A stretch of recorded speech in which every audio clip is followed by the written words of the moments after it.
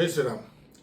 नाशिकमध्ये जी घटना घडली अतिशय निर्दयीपणे दुर्दैवीपणे आज IT सारख्या सेक्टरमध्ये कॉर्पोरेट जिहाद नावाचा प्रकार उघडकीस आलाय.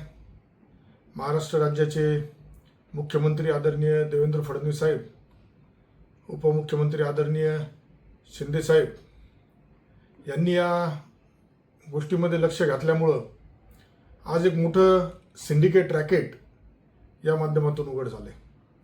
ग्रामीण भागातील शहरातील मुली असेल यांना कामाच्या माध्यमातून नोकरीच्या माध्यमातून कशा प्रकारे त्यांचं शोषण करण्याचा प्रकार तिथे सुरू होता.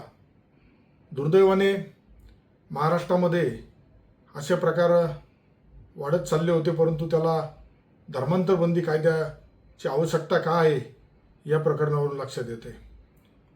जर तिथं एक ठराविक समाजाचे लोक सगळे एकत्र येऊन कशा पद्धतीने आपल्या हिंदू धर्माला, आपल्या धर्मातील मुलींना बाटण्याचा कार्यक्रम, धर्मांतर करण्याचा कार्यक्रम सुरू आहे याचा एक निश्चितच निषेध करतो. अशी कंपनी, या कंपन्यांवरती मला तर शंका आहे का या कंपनीला फंडिंग करणारे कोण आहेत, या कंपनीला पाठराखे कोण आहेत याच्या पाळामुळापर्यंत सरकारने जाण्याची गरज आहे.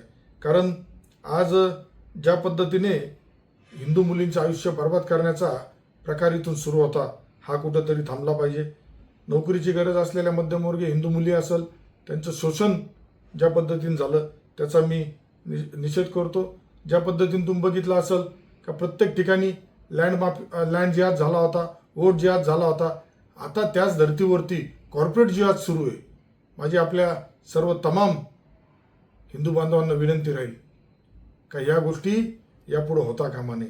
यासाठी तुम्हाला विचार करावा लागेल, तुम्हाला पुढे यावं लागेल आणि या कंपनीची सुद्धा ज्या पद्धतीने पाळंमुळं खणून याच्या मुळापर्यंत जाण्याची आपल्याला गरज आहे. धन्यवाद. जय श्रीराम.